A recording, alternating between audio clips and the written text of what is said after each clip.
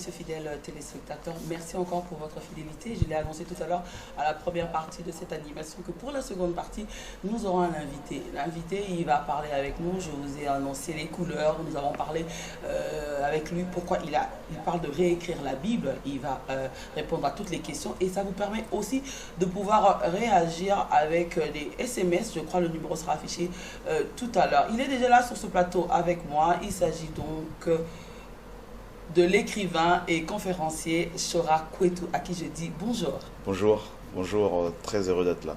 Voilà, donc je vous rappelle, fidèles téléspectateurs, vous qui nous suivez en direct de la Digital Radio-Télévision et aussi si vous êtes sur Canal Sat, vous allez nous retrouver donc au numéro 332. Alors, je ne suis pas seule sur ce plateau, je vais donc co-animer avec mes deux assistants et donc Soudé Sassia ainsi que Daniel Makaya. Ensemble, on va poser toutes les questions que vous posez à la maison, toutes les questions dont vous aimeriez aussi connaître les réponses. Alors, on va permettre donc d'échanger. Et donc, l'écrivain et conférencier Apôtre Chora, il est là avec nous. Ce n'est pas la première fois. J'ai déjà eu l'occasion de le recevoir sur ces plateaux. Il a longtemps parlé et encore vous avez demandé qu'il revienne et il est là. Il est là, il va nous donner son programme et je suis sûr que chacun de vous pourra avoir sa part parce qu'il est encore là pour beaucoup de jours et je suis sûr que vous allez comprendre pourquoi vous avez besoin de lui. Alors la première question c'est de savoir déjà revenir encore à Brazzaville après toutes ces années. Donc, pourquoi cette motivation? Tout simplement parce que d'abord, c'est la volonté du Seigneur que nous suivons. Et puis, il y a aussi un peuple de Brazza, qui tout le Congo d'ailleurs, qui cherche le Seigneur, qui aime le Seigneur. Et c'est pour cette raison, justement, que nous sommes revenus, mon équipe et moi. Et pour 12 jours, n'est-ce pas, et notamment 10 jours de séminaire qui a débuté jeudi dernier et qui finit logiquement ce dimanche. Voilà. Et quand vous revenez tout simplement, est-ce parce que autrefois vous avez passé un message, le message n'est peut-être pas passé comme il le fallait, que vous revenez encore repasser votre message, ou c'est tout simplement que vous voulez continuer un travail que vous aviez déjà commencé? En fait, c'est les deux, et Paul disait dans Philippiens 3, je ne me lasse de vous écrire les mêmes choses pour vous, cela est salutaire. Donc il y a des besoins, des frères et sœurs qui se sont retrouvés, réunis pour qu'il y ait un temps de formation justement, et c'est pour cela que nous sommes venus pour plusieurs jours, cette fois-ci pour procéder à cette formation et notamment parler du travail de la révision de la Bible que nous avons effectué il y a quelques mois de cela et expliquer pourquoi cette révision et pourquoi nous décrions aujourd'hui avec beaucoup de force, avec beaucoup de véhémence la version Second et plein d'autres versions de la Bible. Voilà. D'accord, donc on va revenir tout à l'heure. Les questions seront pour Daniel et autres. Et donc, vous avez compris, pour 12 jours, il a un message. Alors, c'est quoi le message? C'est parti de l'autre la régie et on va découvrir. C'est quoi le message? Donnez la Bible et vous serez bénis. Give the tithe and you will be blessed. C'est pas ça le message. This is not the message. C'est quoi le message, frère? What's the message? Vous allez vous marier demain? Tomorrow C'est you pas get ça le married. message, frère. It's not the message C'est quoi either. le message, frère? What's the message? Le maître revient. The master comes Tell ton back. voisin, il revient. Tell your neighbor he comes back. Il revient. He comes back. Il revient pour deux choses.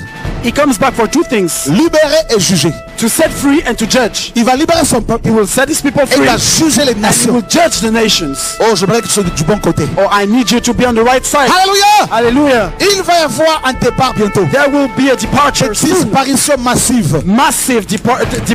L'ange qui doit sonner la trompette, là déjà dans sa bouche. That will blow the trumpet. Le already chauffard. has it.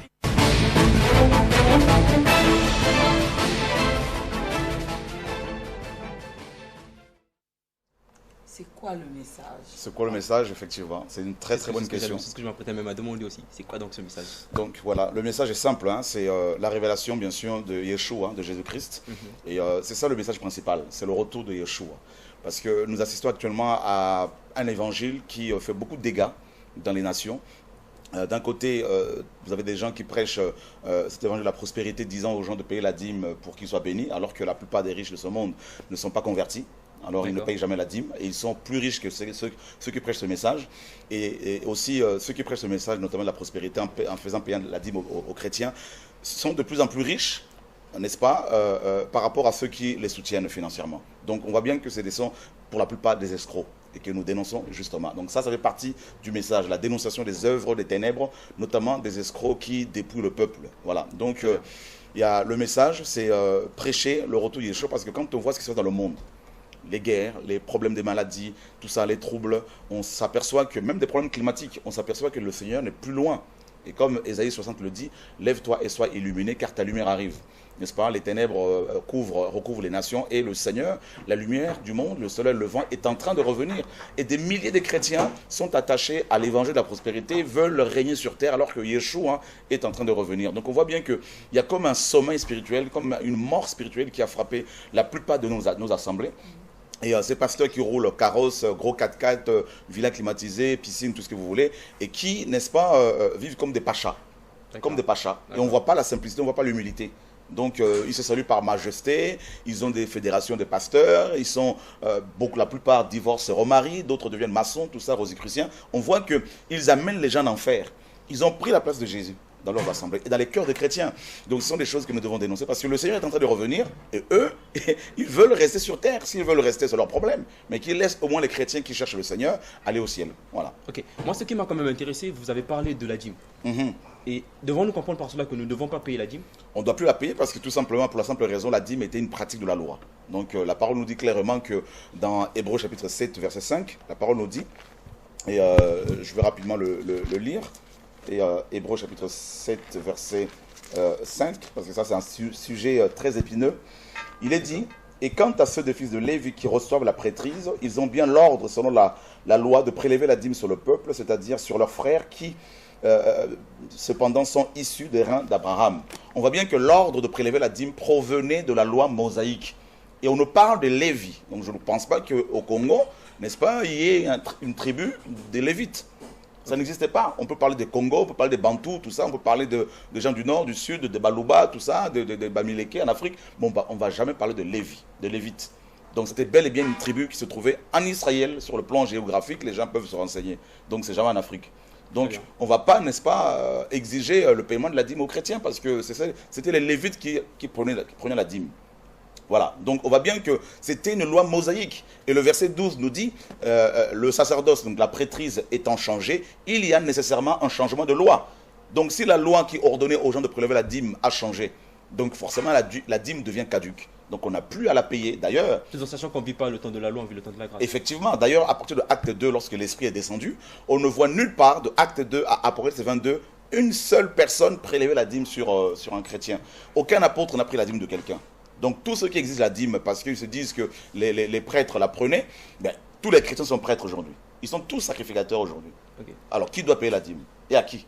Nous sommes devenus la maison de Dieu, le temple du Saint-Esprit, Paul le dit. Alors, dans quelle maison doit-on apporter encore la dîme aujourd'hui? Parce que nous sommes la maison de Dieu. Ok. Mais pour ceux qui nous suivent et qui ne connaissent pas ce que c'est que la dîme, en fait, c'est quoi donc la dîme? La dîme, c'est Mahar en hébreu, qui veut dire le dixième de ses revenus. Et toute cette dîme-là, donc qui était le dixième de tous les revenus que les gens avaient, était essentiellement, exclusivement en nature. Jamais en argent-monnaie. En nature. Et d'ailleurs, il y en avait plusieurs de dîmes. Donc, il y a une dîme qui revenait au peuple lui-même, Deutéronome 14, 20, à partir du verset 22, qui était prélevée et mangée chaque année lors des 3 fêtes de pèlerinage. La Pâque, la Pentecôte et la fête de Tabernacle. Voilà, donc à Jérusalem, précisément. Et il y a une dîme des pauvres qui était prélevée également tous les 3 ans. Et la première dîme qui revenait au peuple était mangée tous les ans. La deuxième, des pauvres, veuves, étrangers et orphelins, elle était prélevée tous les 3 ans. La troisième, c'est la dîme de Lévite. Également, elle était prélevée tous les 3 ans. Et la quatrième et la dernière, c'est la dîme de la dîme que les Lévites donnaient aux prêtres ou aux sacrificateurs. Et c'est celle-là qui était apportée à la maison du trésor selon Malachie 3.10. Également Néhémie 10, 35 à 39. Donc on voit bien que, n'est-ce pas, nos pasteurs d'aujourd'hui qui réclament la dîme aux chrétiens, eux-mêmes ne la payent jamais. Alors, il y a un problème. Ils vont parler de Melchisédek, qu'Abraham a payé la dîme avant la loi. Ils ne savent même pas que la loi a toujours été là. La loi a toujours été là, sauf qu'elle n'était pas promulguée avant Moïse. Mais elle était là parce qu'on voit les patriarches, notamment Noé, tout ça, faire des sacrifices d'animaux. Donc c'est une loi cérémonielle. On voit bien Noé, à qui Dieu dit dans Genèse 9, je redemanderai l'âme de l'homme à l'homme. Donc ça, c'est la loi du talion. C'est-à-dire tu ne tueras pas, tu ne voleras pas. On voit cette loi morale qui était là bien avant Moïse. Mais sauf qu'elle n'était pas, ces lois-là n'étaient pas consignées dans un livre et promulguées de manière officielle. Et c'est Moïse qui a été, n'est-ce pas, l'instrument choisi par le Seigneur pour pouvoir promulguer cette loi. Et c'est pour cela que la parole nous dit que la loi a été donnée par Moïse. Mais elle a toujours été là, la loi, sauf qu'elle n'était pas révélée. Donc la dîme qui a été payée à Melchisedec par Abraham a été payée une seule fois et prélevée sur le butin de la guerre. Alors si ces bishops veulent se référer à Abraham pour exiger la dîme à leurs ouailles, eh bien dans ce cas-là, qu'ils prient pour que Melchisedec leur apparaisse et qu'ils prélèvent cette dîme-là sur le butin de la guerre qu'ils auraient, n'est-ce pas, livré contre des rois qui auraient, n'est-ce pas, capturé leur neveu, comme c'était le cas pour le neveu d'Abraham, notamment Lot. Donc c'est de l'arnaque. Et en plus de la dîme, ils vont mettre à côté l'offrande du prophète, c'est-à-dire on ne va pas voir l'homme de Dieu selon eux les mains vides, alors que tous les chrétiens sont des hommes de Dieu. Très bien. Voilà. Donc, il a fait de nous des prophètes, des sacrificateurs. Effectivement, nous sommes tous des hommes de Dieu. Nous sommes des prêtres et des sacrificateurs, des rois. Donc, nous sommes tous des hommes de Dieu. Voilà. Donc, Paul le dit. Et ensuite, donc, il y a les actions de grâce. Alors que le mot action de grâce en hébreu, c'est shlem, dont la racine est shalom, donc la paix. Donc, c'est l'offrande de paix et de remerciement, tout simplement. C'est une offrande qui préfigurait, n'est-ce pas, l'œuvre de la croix grâce à laquelle nous avons la paix avec Dieu. Donc c'est simplement le repas du Seigneur. Voilà, c'est tout.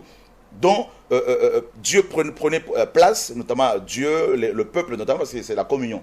Et donc cette offrande-là également, elle était en nature, selon Lévitique 3 et 7, donc les actions de grâce. Et on nous dit que le prêtre prenait l'épaule et la poitrine, et celui qui amenait cette offrande prenait le reste, et Dieu prenait la graisse qui était brûlée entièrement. Donc on voit bien que Dieu prenait sa part, le peuple prenait sa part, et les prêtres également. Donc c'est la communion fraternelle. Et aujourd'hui, des pasteurs disent aux chrétiens, leur disent, si vous avez votre diplôme, il faut faire une offrande d'action de grâce. Si vous avez trouvé un mari, il faut une offrande d'action de grâce. Si vous avez le visa, il faut une offrande d'action de grâce. Mais quand on fait une offrande d'action de grâce à un homme, cela veut dire qu'on reconnaît que c'est grâce à cet homme-là que nous sommes bénis. Donc on lui donne, n'est-ce pas, la place de Dieu. Et l'homme en question s'octroie toutes les prérogatives divines, donc devenant ainsi une divinité, donc une idole. Et ça, c'est grave. Et c'est pour cela que ce sont des choses que nous dénonçons avec beaucoup de fermeté, avec beaucoup de force, notamment l'implication de certains pasteurs dans la politique. Ça, c'est n'importe quoi. Alors ça, tout ça, c'est la confusion totale. Et c'est pour cela que nous posons la question aux gens, c'est quoi le message présentement? Parce que Matthieu 24, 44 nous dit, 45, quel est donc le serviteur prudent et fidèle que son maître a établi sur ces gens pour leur donner la nourriture au temps convenable? Quel temps et quel message? Alors certains parlent du royaume. Le royaume, ils vont s'asseoir par majesté, tout ça. Ils vont s'habiller avec costume et cravate, matin, midi, soir. N'est-ce pas, même quand il fait 40 degrés, ils vont s'étouffer tout ça sous leur costard, n'est-ce pas, à 3 pièces. Et tout ça là, c'est de l'arnaque. Le royaume, c'est la persécution. Quand on prêche le royaume, on est rejeté, on est persécuté parce que le royaume, c'est la croix. Voilà, c'est tout ça. Ces personnes sont rejetées aussi. Ces personnes, qui sont rejetées, les vraies personnes, celles qui vivent la croix, forcément sont rejetées. Exactement. Voilà. Comme ces personnes. Ok, d'accord. On continue toujours dans c'est quoi le message, parce que il a dit qu'il est là pour 12 jours, ce qui veut dire que nous aurons le temps vraiment de faire parler notre écrivain conférencier. Il va vraiment nous dire toutes ces choses. Mais donc, on va toujours revenir au message, parce que c'est très important, parce que c'est une invitation qu'on lance à tous les chrétiens, que vous soyez de je ne sais quelle religion, mais en tout cas, vous êtes appelés, tant que vous aimez la parole de Dieu et que vous voulez la partager, alors venez. C'est le grand rendez-vous qu'il est venu lancer. Alors on va repartir de l'autre côté pour parler de BGC. Pouvez-vous nous parler un tout petit peu de BGC? En fait, la BGC, c'est la Bible de Jésus-Christ que je tiens entre mes mains. Et donc c'est une Bible qui a été révisée, qu'on a révisée, donc mon équipe et moi. Et en novembre 2013, je pose la question au Seigneur de la prière, à savoir ce qu'il attendait de moi. Et dans une vision, pendant que je dormais, il est venu me voir, il m'a dit, fais-moi la révision de la Bible. Donc je me suis réveillé, j'étais assez dépité, assez déplacé par cette demande. Et j'ai rassemblé une équipe autour de moi, donc des frères et sœurs très zélés. Et on a commencé ce travail. Et ça a pris à peu près 1 an. Et par la grâce de Dieu, on a pu sortir 3 versions. Donc une première version, une deuxième et une troisième, et de la BJC. Donc la BJC, c'est simplement la Bible de Jésus-Christ. Parce que nous estimons que celui qui est l'auteur de ce livre, celui qui l'a inspiré, doit, n'est-ce pas, doit avoir son nom dessus. Et quand on voit des Bibles qui portent des noms des gens qui les ont traduites, révisées, nous, ça nous choque. Hier, ça ne nous choquait pas parce qu'on n'était pas bien enseignés, mais aujourd'hui, quand j'entends Second, Martin, tout ça, Osterwald, c'est le nom des hommes. Je me dis, pourquoi est-ce que ces hommes vont, n'est-ce pas, s'approprier carrément, donner leur nom à la parole du Seigneur? Donc déjà, il y a ça. Deuxièmement, Et la révision, oui, ce n'est pas une réécriture, c'est tout simplement une révision, c'est-à-dire adapter, n'est-ce pas, notre langue, c'est-à-dire réviser, permettre aux gens de comprendre avec nos langues, donc vernaculaires, les écritures écrites à partir de textes hébraïques, araméens et grecs. Donc on a vu également que dans l'hébreu, en hébreu, il y a souvent la notion de la répétition. La notion de la répétition. Par exemple, je prends un passage rapidement, dans Genèse chapitre 2, et, par exemple, Genèse chapitre 2, verset 16, par exemple. La parole nous dit ceci, et verset 15, « Et Yahweh Dieu prit l'homme et le mit dans le jardin d'Éden pour le cultiver et pour le garder. Puis Yahweh Dieu donna cet ordre à l'homme en disant, « Tu mangeras de toute arbre du jardin. Mais quant à l'arbre de la connaissance du bien et du mal, tu n'en mangeras point, car le jour où tu en mangeras, tu mourras, tu mourras. » Pourtant, si on prend d'autres versions, on verra qu'il n'y a pas cette répétition-là. Par exemple, l'hébreu nous dit qu'il y a deux verbes, ici, là, il y a deux verbes manger, et lui, second, va traduire le premier verbe par pouvoir. Tu pourras manger. Alors que l'hébreu nous dit, tu mangeras, tu mangeras. Donc, pourquoi? Parce que Dieu nous a créés avec deux oreilles pour écouter une première fois et une deuxième fois, avant de pouvoir agir. Et eux, ils ont, n'est-ce pas, retiré toutes ces répétitions-là. Donc ça a dénaturé les Écritures. Et quand on a fait cette révision, parce que j'ai, par la grâce du Seigneur, travaillé un peu l'hébreu, le grec, quand on a vu que l'hébreu avait beaucoup de répétitions, et on s'est dit, mais Seigneur, on était outrés, on s'est dit, mais pourquoi cela? Pourquoi cela? Donc le Seigneur a dit clairement dans les Écritures, tu ne rajouteras rien, et tu n'en retrancheras rien. Et là, ils ont retranché des choses, ils en ont rajouté plein d'autres. Et ça, ça choque. Et le verset 17 nous dit, Dieu dit, tu mourras, tu mourras. Et là, eux, ils disent, tu mourras certainement. Pas sûr. Pas sûr. On ne sent pas l'autorité de Dieu. On ne sent pas l'autorité, on ne sent pas l'affirmation. Et là, il dit, certainement. Donc, et là, alors que Dieu dit, tu mourras, tu mourras. Voyez? Et on comprend pourquoi Yeshua, donc Jésus-Christ disait souvent, en vérité, en vérité. Donc à chaque fois, deux fois. Donc il y a déjà ça nous a dépassé. Autre chose dans Genèse 1, on nous dit au commencement. C'est ce que je regardais, même là je m'apprêtais à vous poser cette question. D'accord. Je peux lire ici, au commencement Dieu créa les cieux et la terre devint informe et vide. Les ténèbres étaient à la surface de l'abîme et l'Esprit de Dieu se mouvait au-dessus des eaux. On a souvent lu dans nos Bibles qu'on dit la terre était malheureusement. Malheureusement, et ça c'est aussi quelque chose que nous avons remarqué. Ici, les questions du verbe, c'est le verbe, c'est aya. Donc, aya peut être traduit par être. Aya signifie aussi devenir. D'ailleurs, on voit que ce verbe-là, aya, a été traduit plus tard par devenir, même dans ces versions-là, notamment la seconde. Et là, précisément à cet endroit-là, ils ont préféré tous, pratiquement, le traduire par être. Alors là, ça pose un problème parce qu'on nous dit au commencement, Dieu créa les cieux et la terre. Et nous savons que Dieu est juste. Nous savons que Dieu est parfait. Un Dieu parfait ne peut qu'engendrer une œuvre parfaite. Donc là, on nous dit qu'au commencement, il crée les cieux et la terre. Donc il a créé la terre. Et au verset 2, on nous dit que la terre était informe et vide. Donc tohu et bohu, désertique et chaotique. Alors là, ça pose un problème parce que comment Dieu, le Dieu parfait, peut-il engendrer une œuvre imparfaite? Donc là, ce n'est pas ce que l'hébreu disait. L'hébreu dit clairement que la terre était devenue. Donc il y a une conséquence. Le chaos là était la conséquence de quelque chose. Alors ça, on ne le sait pas. Il y a une supposition. Certainement, c'est avec la chute de Satan et ses anges. C'est ce que beaucoup pensent. Mais en tout cas, la terre était devenue informe et vide. Voilà, la vraie traduction. Et d'ailleurs, si on va plus loin, au verset, par exemple, au verset 5, Dieu appela la lumière jour et il appela les ténèbres nuit. Ainsi fut le soir, ainsi fut le matin, ce fut le jour 1 et non le premier jour. Parce que l'hébreu ici, c'est Ehad, qui a été mal traduit par premier. Alors que Ehad ne veut pas dire premier, Ehad veut dire tout simplement un. C'est ce qu'on retrouve dans le Shema Israël, la prière la plus connue chez les Juifs dans Deutéronome 6.4. Shema Israël, Adonai Eloheinu Adonai Ehad. Adonai est un. Et un est indivisible. L'homme et la femme deviendront un. C'est ça en fait. Okay. Donc, et là, ça a été mal traduit également. Donc là, on a mis un petit commentaire pour expliquer. Voilà, c'est vrai que quand on lit les Écritures dans les textes originels, donc c'est en hébreu ou dans le grec, on découvre beaucoup de choses. Et par exemple, dans Matthieu 19, ça c'est un autre passage. Il y en a plein. Dans Matthieu Ok, 19. il y en a plein, on va tout finir aujourd'hui, donc on va d'abord répondre à quelques questions qui arrivent. Donc on nous pose la question de savoir que de la même manière que vous avez révisé la Bible, est-ce qu'une autre personne aussi peut se permettre de réviser la Bible? Et si seulement c'est une autre personne, mais qui a ce droit-là? C'est-à-dire, il doit être chrétien ou... Voilà une des questions. Mais, la parole a été inspirée par Dieu. Donc si quelqu'un veut l'inspirer, il faudrait que le Seigneur lui donne cet ordre-là. Donc, il n'y a pas de problème. Dieu peut appeler n'importe qui pour faire ce travail-là. Donc, ça, c'est pas, il n'y a pas de... C'est pas, vous savez, beaucoup de gens m'ont posé la question à savoir pourquoi tu as fait ce travail. Et beaucoup d'Africains francophones étaient choqués. Parce qu'il faut reconnaître que c'est la première fois que ça a été fait par un Africain francophone. Donc, ça choque. Et parce qu'on nous a mis dans le crâne que les Africains francophones ne peuvent rien entreprendre de correct.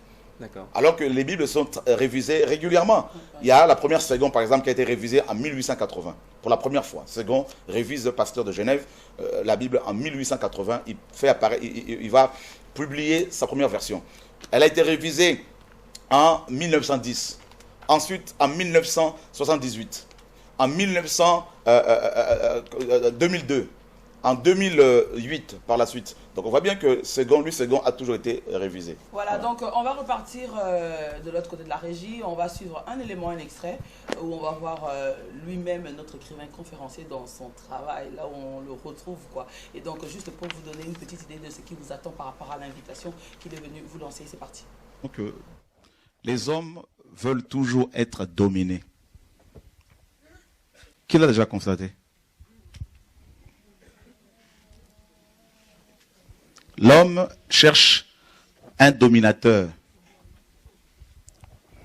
Et on a compris aussi que les gens vont dans les assemblées pour chercher à être dominés. Et c'est ça, le mal qui nous ronge.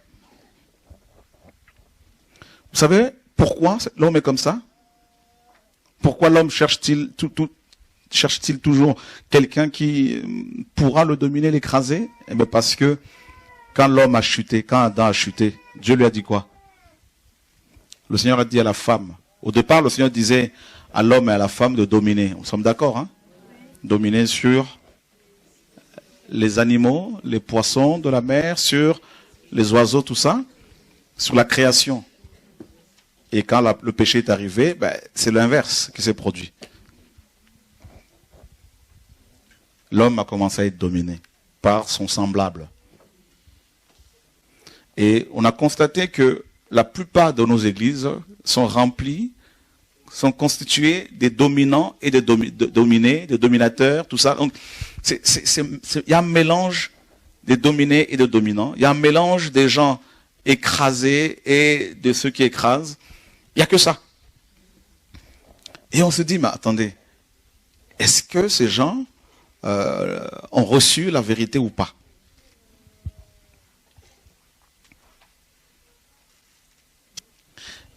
Ah si. Il y en a non, mais d'autres aussi. Regardez bien l'humanité, elle est composée, vous allez voir, il y a des grandes puissances qui écrasent d'autres. Il y a des pays qui sont des vassaux, des puissances, de grandes puissances. Ça a toujours été comme ça, depuis la chute de l'homme, quand on regarde dans le monde. Aucun pays n'est libre, par exemple. Même dans les Écritures, on verra qu'il y avait des pays qui étaient dominés par d'autres pays et ces rois dominés payaient des tribus. Vous l'avez déjà lu, non? Eh bien, dans les assemblées, c'est la même chose. Je prends un exemple. Je sais pas encore, on n'a pas encore creusé le verset, mais je vais parler comme Dieu me conduit, comme vous le savez. On veut se laisser guider, hein, comme d'habitude. Quelqu'un se dit chrétien. Il entend la parole de Dieu. Il va dans une assemblée. On lui dit, tu peux aller directement vers Dieu. Il dit, non, moi je veux un marabout. C'est ça le problème. Frère, qu'est-ce que Dieu t'a montré? Non, on n'est pas des marabouts. Ça ne se commande pas. Vous vous rendez compte que on veut se mettre sous le joug de quelqu'un et être dominé. Parce que celui qui va te prophétiser comme ça, il va te dominer. Bon, comme tu veux la prophétie, Dieu me dit, donne 100 000 euros. Et tu vas donner. Vous voyez? C'est-à-dire, on a besoin des marabouts pour être rassurés par rapport à notre futur. C'est pour ça que le diable a donné au monde l'horoscope. Toi qui as été créé pour dominer, on te dit que tu es n'est-ce pas, tu es un scorpion. Alors que le Seigneur a dit que tu marcheras sur le serpent et sur les scorpions. Donc toi, on te dit qu'on doit te marcher tout le temps dessus. Et tu es d'accord. Donnez la Bible et vous serez Give the tithe and you will be blessed. C'est pas ça le message. This is not the message. C'est quoi le message, frère? What's the message? Vous allez vous marier demain? Tomorrow C'est you pas get ça le married. message, frère. It's not the message C'est quoi either. le message, frère? What's the message? Le maître revient. The master comes Tell ton back. voisin, il revient. Tell your neighbor he comes back. Il revient. He comes back. Il revient pour deux choses. He comes back for two things. Libérer et juger. To set free and to judge. Il va libérer son peuple. He will set his people Et il free. va juger les And he nations. will judge the nations. Oh, j'aimerais que tu sois du bon côté. Oh, I need you to be on the right side. Alléluia. Hallelujah. Il va y avoir un départ bientôt. There will be a departure soon. Disparition massive. Massive departs. L'ange qui doit sonner la trompette, là déjà dans sa bouche. angel that will blow the trumpet. Le already chauffard. has it.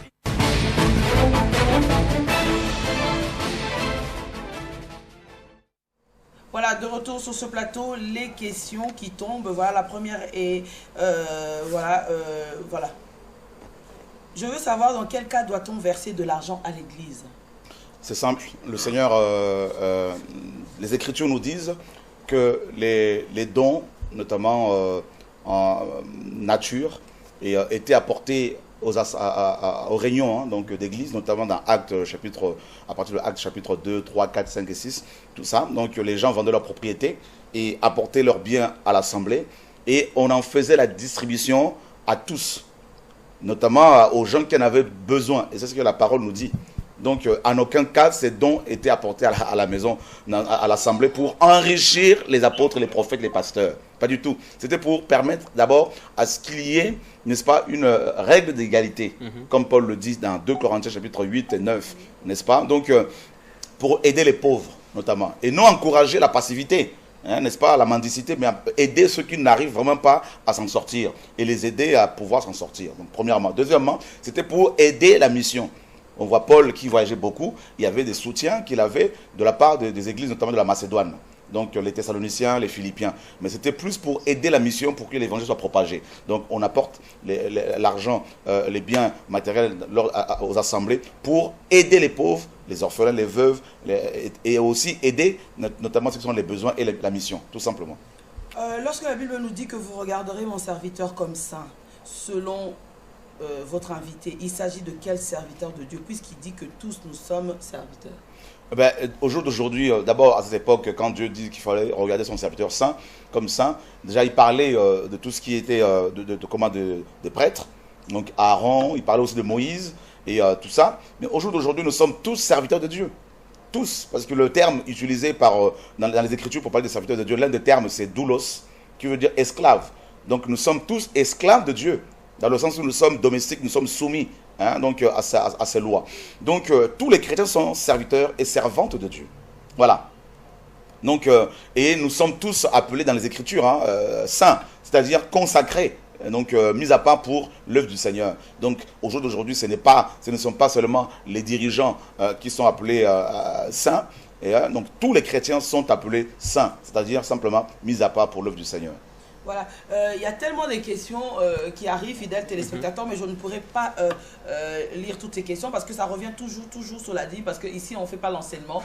Donc il est quand même venu déjà vous apporter, en fait, je vais dire, certaines choses que vous devriez connaître et aussi lancer cette invitation. Ça veut dire que si vous voulez savoir plus et que vous voulez vraiment avoir le temps, et ben l'invitation, vous avez vu, c'est quelle adresse, Soudé? C'est au numéro 173 de l'avenue des Trois Martyrs, à l'arrêt Jeanne Vial, en face de l'immeuble 2MP à Windsor. Voilà, Jeanne Vial, numéro 173, avenue des Trois Martyrs. Donc c'est là-bas que ça se passe. Il est là pour 12 jours. Vous avez la possibilité de vous y rendre déjà à partir d'aujourd'hui à 15h jusqu'à 20h. Il est là-bas. C'est là-bas que vous aurez les réponses à toutes vos questions. Donc vous voyez l'adresse qui est là. Ça va revenir. Donc une question, Soudé? Oui, moi je voulais poser une question, M. Choura, excusez. Il y a une question qui nous fait deux fois, on se pose tout le temps des questions, nous les femmes. Pourquoi? Parce qu'on peut se rapprocher d'un pasteur Vous arrivez à l'église, vous expliquez vos problèmes. J'ai un problème de foyer, j'ai un problème ceci, cela. Et le pasteur vous dit, arrêtez avec ça, ne vous mêlez plus de ça, arrêtez avec la maison, revenez ici à l'église, emmenez tout. Venez vivre ici à l'église. Il y a des seaux, vous allez faire des bains, des trucs comme ça. Est-ce que c'est normal? Ça, c'est de l'envoûtement. C'est de la sorcellerie. Donc, il faut quitter et fuir ces endroits et se séparer d'avec ces faux pasteurs parce que vous avez un problème. D'ailleurs, vous n'avez pas besoin d'aller voir des pasteurs au jour d'aujourd'hui pour vos problèmes personnels. Hein. Je ne dis pas qu'on ne peut pas demander conseil à un aîné de la foi, si vraiment il est sincère. C'est pas ça ce que je veux dire. Ce que je veux dire, c'est qu'il faut faire attention. Il faut plus chercher Dieu, la source, plutôt de chercher, n'est-ce pas, les canaux que Dieu peut utiliser, des hommes qui sont faillibles. N'est-ce pas? Par exemple, Paul dit dans 2 Corinthiens 11, il dit au verset 20, il dit ceci. Il dit, même si quelqu'un vous a servi, si quelqu'un vous dévore, si quelqu'un prend votre bien, si quelqu'un s'élève sur vous, si quelqu'un vous frappe au visage, vous le supportez. Et c'est ça le problème de beaucoup de chrétiens. Ils aiment être dominés, écrabouillés, ils aiment qu'on leur marche dessus, parce que si on leur dit allez vers Dieu, eux ils préfèrent les hommes. Vous n'avez pas besoin de quitter votre maison pour aller vous enfermer dans un bâtiment qu'on appelle l'église. Pourquoi? Dieu est esprit. Le Seigneur a dit dans Jean 4 à la femme samaritaine, ce n'est ni sur la montagne, sur le mont Garizim, ni à Jérusalem où il faut adorer le Seigneur. D'ailleurs, il y en a beaucoup qui partent à Jérusalem pour faire leur, n'est-ce pas, pèlerinage là-bas, aller prier sur le mur de lamentation parce qu'ils pensent qu'il y a une connexion ADSL jusqu'au ciel. Donc, tout ça, donc, ça c'est carrément de la sorcellerie, c'est l'envoûtement, tout ça là. C'est de la... Oh, que Dieu me pardonne, mais on est fatigué. Voilà. Tout ça, c'est de l'arnaque. Dieu peut être, n'est-ce pas, prié à partir de chez vous. Voilà. Je m'excuse, j'ai une question encore. Est-ce que le pasteur peut prier pour ton salaire? En fait, tu as ton salaire, tu emmènes à l'église et le pasteur prie pour l'argent. De quel droit il va prier pour ton argent? Pourquoi il va prier pour ton argent? Il n'a pas été mandaté pour cela. Il n'a pas été mandaté pour prier pour l'argent des gens. Lui qui prie pour son argent. Ça, ce sont des escrocs qui veulent savoir combien vous gagnez. On va prier pour l'argent. Pourquoi? L'argent, il y a un démon dedans pour qu'on le chasse. Ça, c'est n'importe quoi. Si un pasteur vous demande d'amener votre offrande, votre salaire pour qu'il prie dessus, demandez-lui d'abord qu'il vous montre son salaire et puis vous allez prier dessus avant. Parce que la parole dit, ce que vous ne voulez pas qu'on vous fasse, ne le faites pas non plus aux autres. Donc pourquoi? Et d'ailleurs, vous n'avez pas besoin de payer vos dîmes. C'était là, allez aider les pauvres, allez aider les orphelins. Et notamment les femmes, parce que souvent les femmes qui sont les victimes de ces charlatans.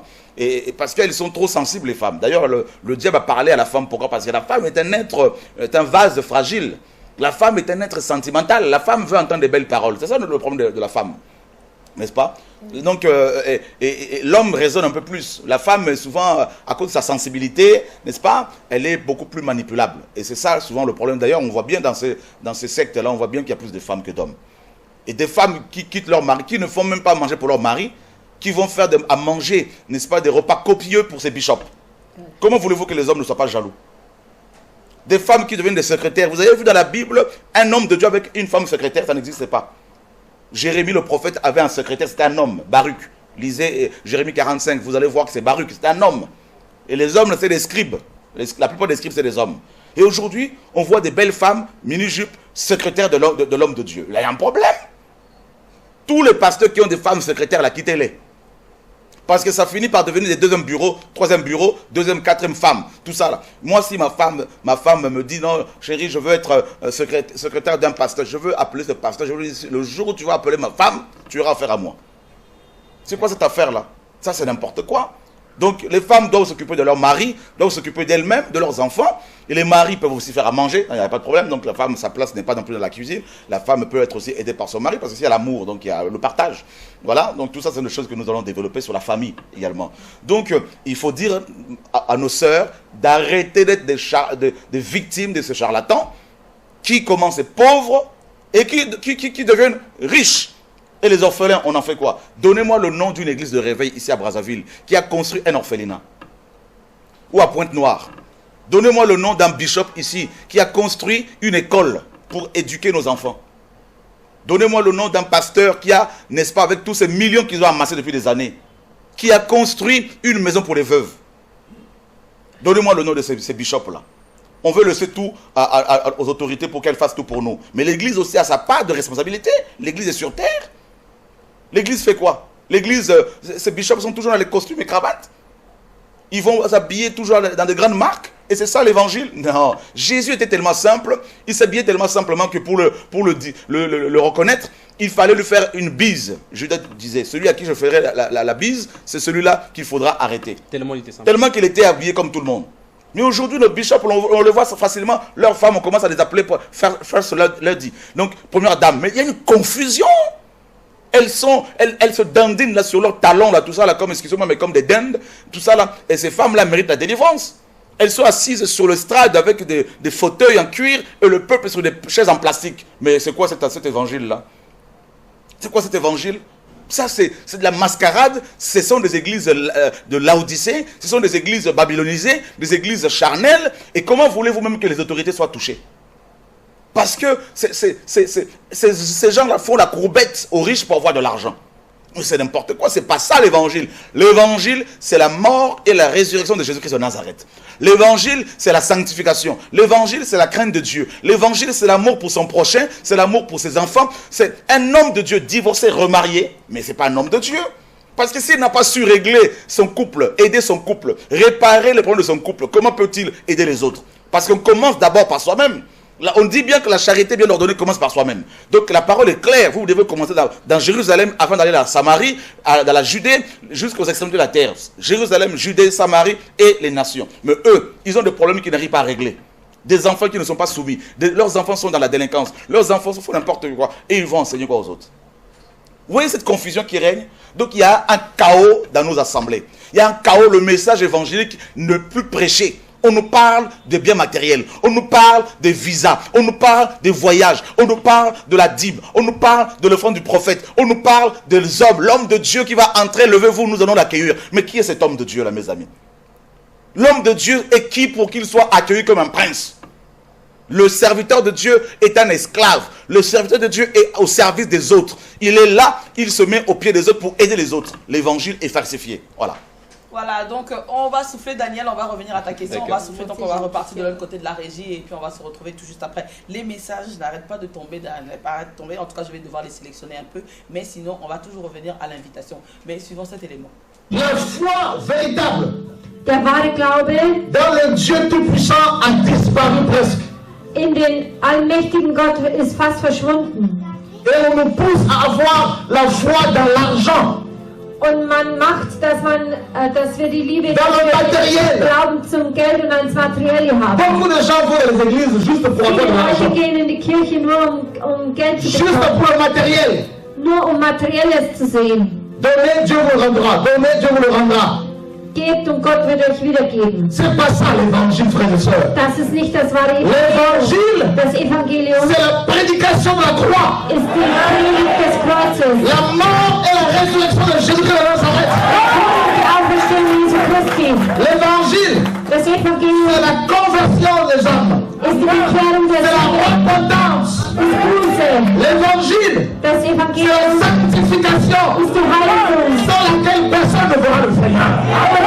keiner Gott sehen wird. L'évangile, Das Evangelium, c'est quand le seul nom est élevé, le nom de Jésus de Nazareth. als der Name erhoben wird, und zwar der Name Jesu Christi. Alléluia. Amen. Il n'y a aucun autre Es nom gibt keinen anderen qui Namen, doit être prêché et élevé sur la terre. der gepredigt und erhoben werden darf auf Erden. Alléluia. Halleluja. L'évangile, Das Evangelium c'est la dénonciation du péché. ist die Offenbarung der Sünde. Das C'est la Evangelium dénonciation des coutumes et traditions. ist die Offenbarung der Oui, mesdames et messieurs, voilà, donc il y a un frère qui vient de réagir. Il a dit je prie beaucoup et j'ai toujours hésité à payer la dîme.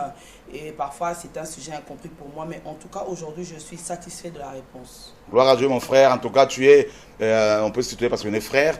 Et voilà, donc le Seigneur t'a fait grâce pour ne pas être la victime de ces charlatans. Eh ben, la dîme n'existait plus. C'est la loi, c'est la loi. Tout est, n'est-ce pas, aujourd'hui, c'est tout appartient à Dieu. Tous nos biens, déjà nous-mêmes, nous appartenons au Seigneur. Donc nous devons donner avec conviction, comme Paul le dit dans 2 Corinthiens 7, 2 Corinthiens chapitre 7, 7, à partir du verset 6, que chacun donne comme il a résolu en son cœur, nous dit Paul.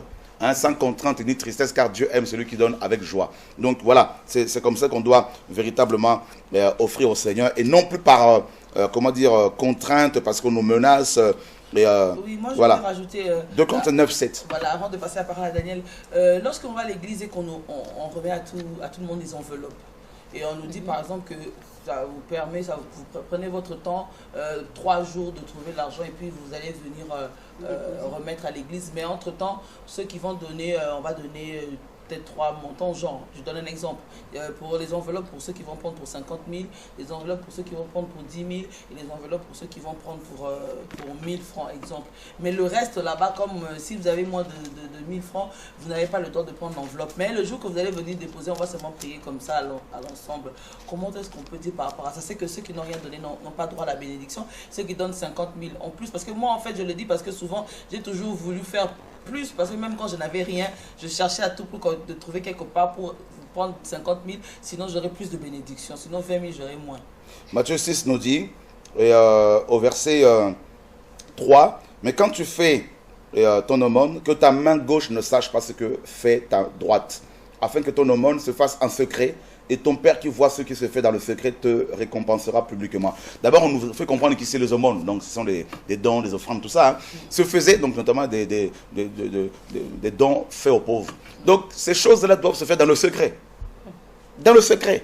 C'est-à-dire, on n'a pas à faire, je ne sais pas, tout ce cinéma-là qu'il y a autour de ces offrandes, tout ça, et tout c'est dans le secret, dans le calme, et on nous dit que ta main gauche ne sache pas ce que ta main droite donne, c'est-à-dire ton voisin. Donc si toi tu prends une enveloppe sur laquelle est inscrit une certaine somme, notamment 50 000, eh bien les gens sauront combien tu vas donner. Donc on voit bien que ce sont des antichrists ces pasteurs-là. Ils combattent la parole de Dieu. Donc ce ne sont pas des gens qu'il faut suivre. La parole dit que les antichrists vont venir et on le voit là. Et c'est nous qui traitent d'antichrist. C'est nous qui traitent de gourous. C'est le monde à l'envers. La parole est claire, Yeshua, ici c'est l'enseignement de Jésus, il dit que ta main gauche ne sache pas ce que ta main droite donne. Donc la main gauche ici, il est question de notre prochain, hein, et droite également. Donc que les gens ne sachent pas ce que tu donnes, c'est dans le secret. Et c'est comme ça que Dieu te le rendra publiquement. Et là, c'est l'inverse qui est fait. Que ceux qui ont 1000 euros viennent devant. Mais c'est la sorcellerie tout ça là. Quittez ces églises, voilà le message.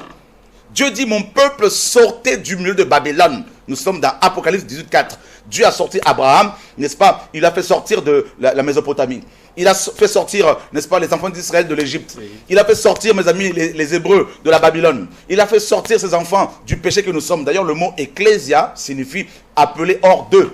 Donc nous devons sortir, voilà le message. Sortons de tous ces systèmes impies. Ce sont des églises qui sont dirigées par le diable, par les démons, par les sorciers. Et il faut quitter pour se retrouver avec le Seigneur. Beaucoup diront, frère, on va quitter, mais pour aller où? Mais écoutez, mes amis, c'est simple. Mais allez vers Dieu. Prenez vos Bibles, méditez là chez vous et Dieu vous guidera auprès des uns des autres, des frères et sœurs qui aiment le Seigneur, avec qui vous allez échanger. D'ailleurs, le Seigneur a dit, là où 2 ou 3 s'assemblent à mon nom, je suis là. Il n'a pas dit là où il y a une foule, là où 2 ou 3. Si les gens craignent le Seigneur, ben, priez avec eux simplement. Voilà, c'est ça le message. Donc, il faut arrêter avec ces enveloppes-là, mes amis, sur lesquelles il y a écrit des sommes. On spolie le peuple, on dépouille le peuple, on arnaque le peuple, et nous ne pouvons pas nous taire. C'est pas possible. Ce n'est pas possible. D'ailleurs, dans Luc chapitre 21, le Seigneur était, n'est-ce pas, il a fait des éloges, n'est-ce pas, sur une femme qui avait donné 2 pièces seulement, tout ce qu'elle avait pour vivre. Contrairement aux riches qui donnaient de leur superflu, tout ça. Et le Seigneur n'a pas agréé leurs offrandes. Pourtant, cette femme a donné seulement 2 pièces. Mais aujourd'hui, on entend des pasteurs qui disent qu'il ne faut pas donner la petite monnaie, tout ça. Il faut donner des gros billets pour être béni. Mais vous allez bénir les gens parce que vous pensez que vous êtes devenus des dieux. Vous pensez que Dieu bénit quelqu'un parce qu'il a donné l'argent. Ce n'est pas ça la bénédiction. Éphésiens 1:3 nous dit que nous sommes bénis de toute bénédiction spirituelle dans les cieux en Christ. C'est Christ qui nous a bénis déjà. Donc on ne peut plus être maudit parce que nous sommes en Christ. Donc voilà le message qu'il faut annoncer aux gens. Qu'on arrête. Vous savez, il est question de l'éternité, mes amis. La vie sur terre ne dure que 70 ans. Donc on n'a pas de temps à perdre. Il faut qu'on se sanctifie parce que le Seigneur peut revenir d'une semaine à l'autre. Et s'il revient, on va aller où? L'enfer est une réalité qu'il ne faut pas minimiser. Si vous mourrez dans le péché, vous allez droit en enfer. Voilà le message. Et on ne prêche plus sur l'enfer dans les églises. On ne prêche pas sur la Nouvelle Jérusalem. Alors que c'est notre destination finale. On ne parle pas de ce lieu magnifique. On ne parle que de la terre, le royaume, la terre, le royaume. Ce royaume-là qu'il prêche, c'est le royaume des hommes.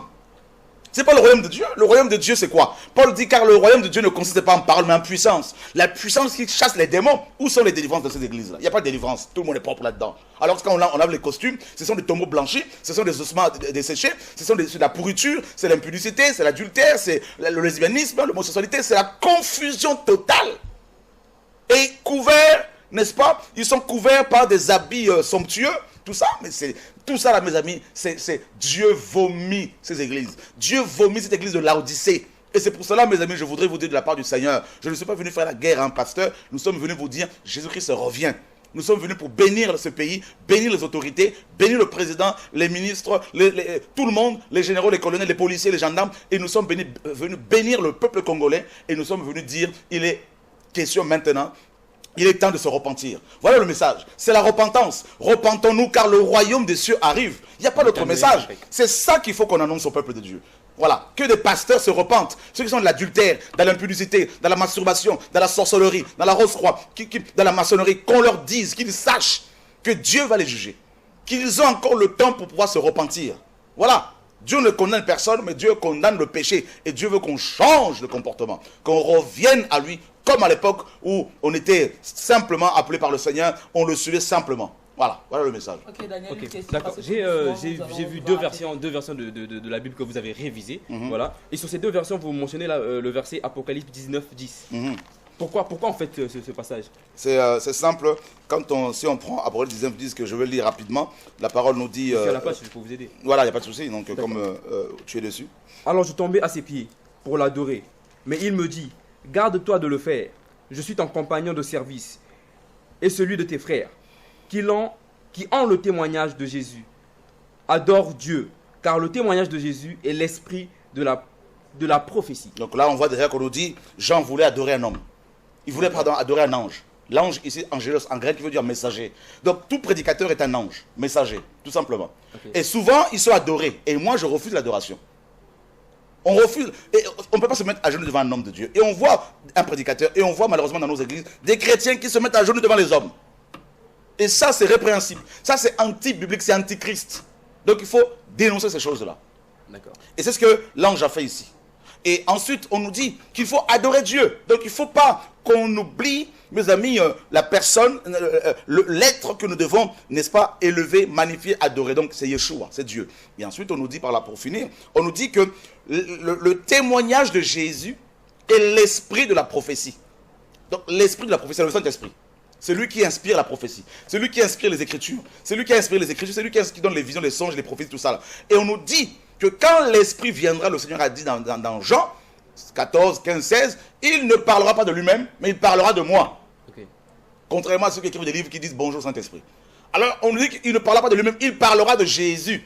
Donc là où il y a l'Esprit de Dieu, c'est là où Christ est glorifié. C'est quand Christ est glorifié. Donc la prophétie, c'est pas quand je viens, je dis, ah ben tu auras de belles chaussures, tu auras une voiture, tu auras, ça peut arriver, mais c'est pas ça la véritable prophétie. La véritable prophétie, c'est quand Christ est révélé. Il est le chemin, il faut le révéler. Qu'est-ce que le chemin? Il est la vie, qu'est-ce que la vie? Il est l'agneau, qu'est-ce que l'agneau? Il est le lion, qu'est-ce que le lion? Tout ça là, donc le pain de vie, il faut qu'on parle de Yeshua. Matin, midi, soir, on doit révéler Jésus-Christ aux gens. C'est ça l'évangile. Et c'est ça la prophétie. Voilà pourquoi nous avons choisi ce passage-là, parce qu'il est fort. Okay. Voilà, donc, c'est des questions. Non, et nous sommes ses témoins. C'est presque la même question que Daniel a posée. Voilà. Et pour moi, c'était pourquoi nous, étant que chrétiens, on accepte que les hommes de Dieu nous tendent les mains. Voilà, nous imposent les mains, sur la tête. Nous impose les mains. Ben, l'imposition des mains, on peut s'imposer les mains mutuellement. C'est biblique l'imposition des mains. Et Paul, l'auteur de l'épître aux Hébreux, nous dit que, n'est-ce pas, si on doit aller plus loin avec Christ, sans renoncer à la repentance, tout ça, et à l'imposition des mains, tout ça. C'est une doctrine biblique, il n'y a pas de problème. La parole nous dit que nous devons prier les uns pour les autres. Voilà, mais il n'y a pas que les pasteurs qui doivent imposer les mains. Il y a aussi les chrétiens qui peuvent leur imposer les mains. Si j'ai un problème, tu peux prier pour moi aussi en tant que sœur. Tu peux m'imposer la main pour prier pour moi. Ce n'est pas un problème. Donc il y a la communion fraternelle. On partage. Donc ça, il n'y a pas de problème. Mais par contre, ne vous laissez pas imposer les mains par des gens qui ont la saleté, qui vivent dans le péché, parce qu'il faut vous transmettre leur vie. Car on ne donne que ce que l'on a. Et Paul disait à Timothée de ne pas imposer les mains rapidement, facilement, avec, n'est-ce pas, précipitation. Donc il faut vraiment veiller parce qu'on peut recevoir des démons par l'imposition des mains des gens qui sont possédés.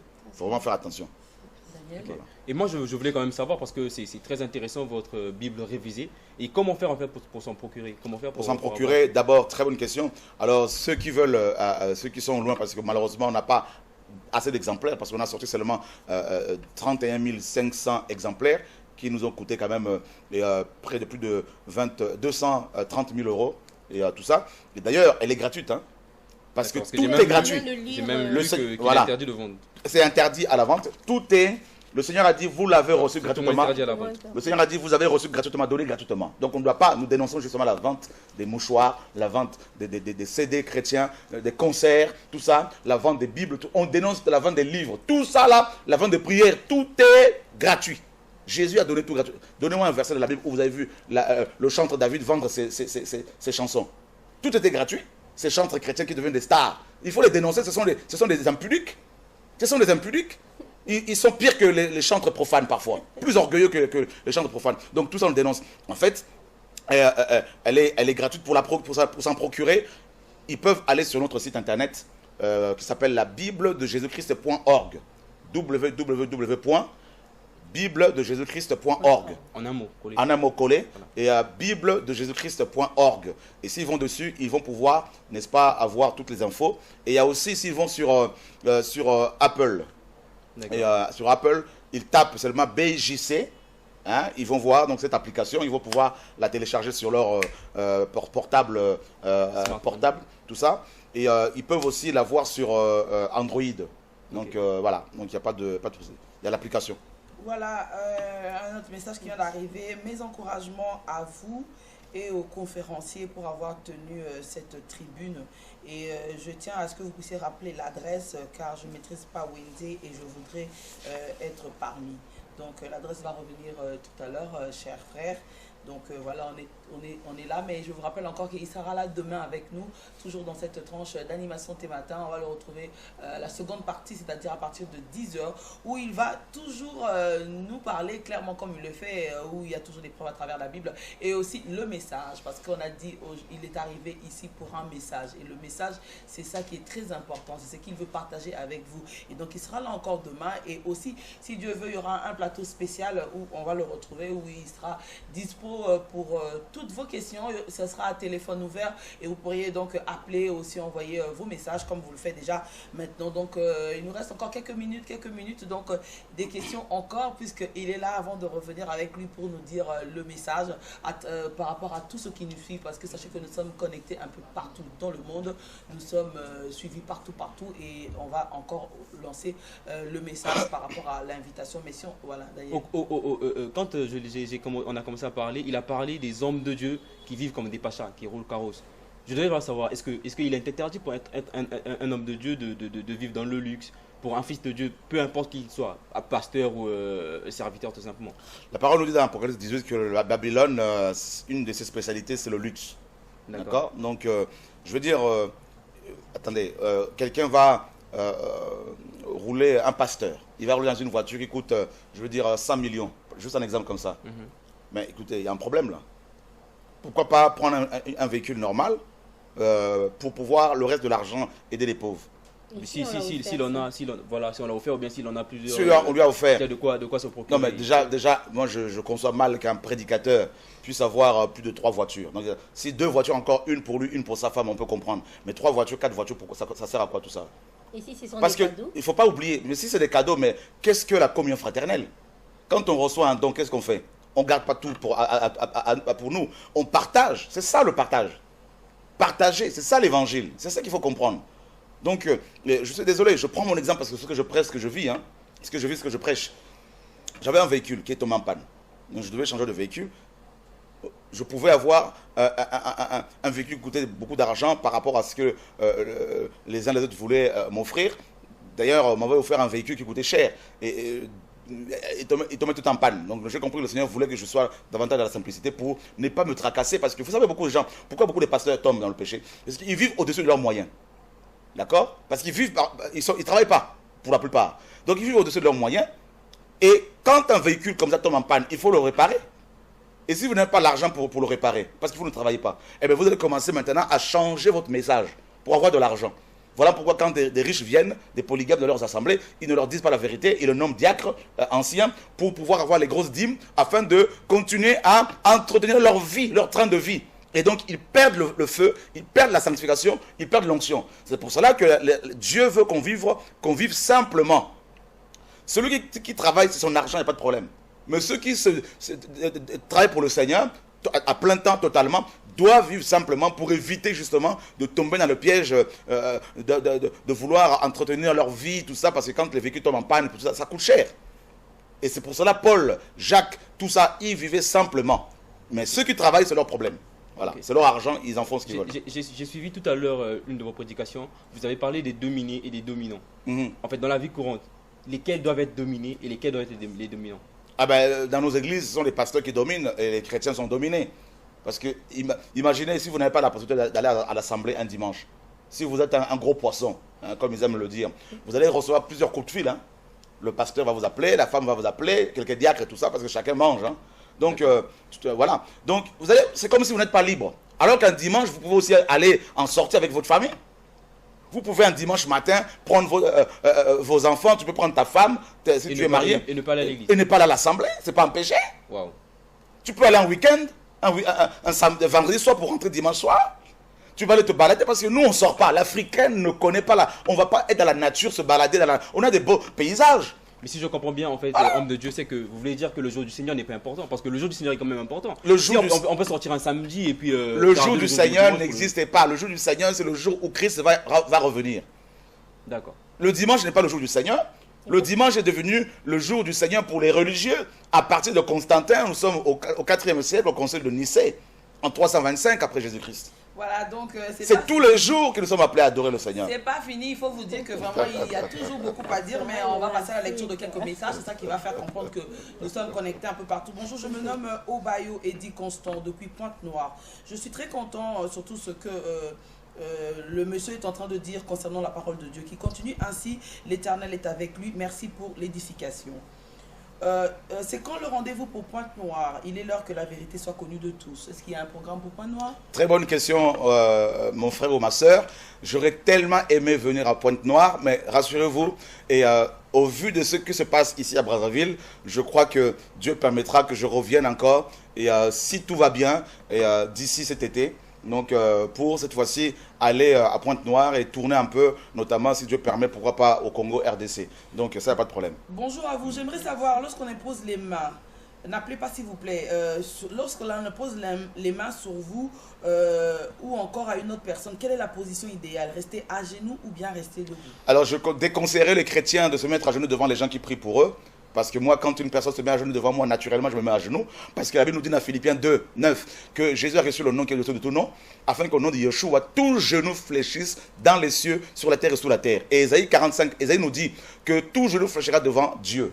Donc, on ne doit pas s'agenouiller devant les hommes. Il faut vraiment éviter cela. Donc, vous pouvez rester assis ou debout. Voilà, donc il n'y a pas de problème à cela. Que pensez-vous du nom Jéhovah suite au tétragramme de... Yehovah égale Yahweh. Le tétragramme, la lettre E, hein, donc ça c'est la première lettre, hein, la lettre Yod, ça c'est la première lettre. Yud, c'est la main, la lettre E, louange, la lettre, n'est-ce pas, Wav, le clou, et la lettre E, louange. Voilà les 4 lettres qui sont, n'est-ce pas, que composent le nom de Dieu le plus cité dans les Écritures. Donc plus de 6500 fois, de Genèse à Malachie, n'est-ce pas, aux 2 Chroniques pour notre version. Alors, ce tétragramme-là, ces 4 lettres, malheureusement, ont été traduites par Jéhovah, hein, donc, alors que ce n'est pas Jéhovah, c'est vraiment Yahweh. D'accord? C'est Yahweh. Donc voilà la vraie traduction et que nous avons aussi restauré dans cette version. Et Olivetan, cousin du réformateur Jean Calvin au XVIe siècle, va traduire le tétragramme par l'Éternel. N'est-ce pas? Parce que le tétragramme veut dire simplement celui qui s'appelle je suis. Voilà, donc, et lui il a traduit par l'éternité. C'est vrai qu'il y a la notion de l'éternité, mais il y a plus que ça. Voilà pourquoi nous avons préféré garder, n'est-ce pas, le mot Yahweh. Voilà, c'est un message qui le nom Yahweh. depuis Libreville, Gabon. Donc voilà, bonjour, je voudrais rencontrer la personne qui prêche. Et bien sachez que tout à l'heure, on va vous rappeler encore l'adresse. Donc si vous voulez voir le monsieur qui prêche, alors vous avez la possibilité de le retrouver. Il est encore là, donc il a 12 jours ici pour passer un message. Le message très important qu'il est venu apporter au peuple congolais. Donc avant de nous dire au revoir, d'ailleurs on va repartir sur ce spot. Et donc un dernier message avant de devoir nous quitter qui arrive. J'ai une question à vous poser. Est-ce que je voulais dire ce qu'il vient de dire tout à l'heure, que le dimanche n'est pas le jour du Seigneur. Je m'appelle Farnol depuis Dolisie. Ouais, c'est simple, frère. En fait, le problème de beaucoup de chrétiens, c'est quoi? C'est que beaucoup ne font pas de recherche personnelle. Et ça, c'est à cause de notre culture aussi, hein, parce que notre culture est beaucoup plus orale, hein, que, n'est-ce pas, voilà, qu'écrit. Et on a vraiment des problèmes là-dessus. Donc, le dimanche, aucun apôtre n'a prié, n'est-ce pas, n'a dit que le dimanche était le jour du Seigneur. À l'époque de Moïse, c'était le Shabbat, vendredi soir à samedi soir. Donc là, Christ est ressuscité à la fin du samedi soir, donc vers 18h, donc qui correspondait chez les Hébreux au début de dimanche, parce que le jour commence à 18h selon les Écritures. Chez nous, c'est à minuit. Donc maintenant, le dimanche, on se retrouve souvent pour prier parce que c'est un jour où beaucoup ne travaillent pas, et non parce que c'est la loi de Dieu. Donc le jour du Seigneur est le jour où Dieu va intervenir ouvertement dans les affaires humaines. C'est ce que Jean nous dit, parce qu'il a été ravi au jour du Seigneur dans l'esprit. Maintenant, c'est tous les jours que les chrétiens priaient le Seigneur. Et d'ailleurs, on le dit dans Acte 2, 3, 4, 5. On nous dit que tous les jours, ils rompaient leur maison et priaient dans les maisons. Donc c'est tous les jours. Je prends juste un exemple. Un homme amoureux n'a pas besoin d'un jour spécial pour parler à sa femme. C'est tous les jours. Et nous sommes fiancés à Christ. Donc on ne va pas attendre dimanche pour faire descendre Dieu du ciel et ensuite le renvoyer et la semaine chacun vit sa vie. Nous sommes dans l'hypocrisie. C'est tous les jours qu'il faut adorer le Seigneur. Donc le dimanche, si vous n'avez pas la possibilité, vous pouvez aller en week-end au bord d'une rivière, vous balader avec vos femmes, vos enfants, ce n'est pas un péché. Vous pouvez adorer Dieu dans la nature avec la Bible, prier, chanter le Seigneur et sortir. Moi le dimanche, parfois je dors, je me repose.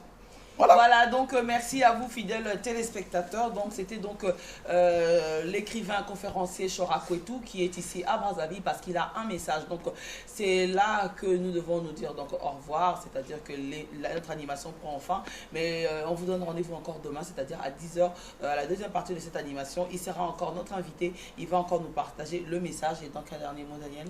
Non, mais moi je suis très content de vous avoir reçu aujourd'hui et demain ce sera encore plus grand encore.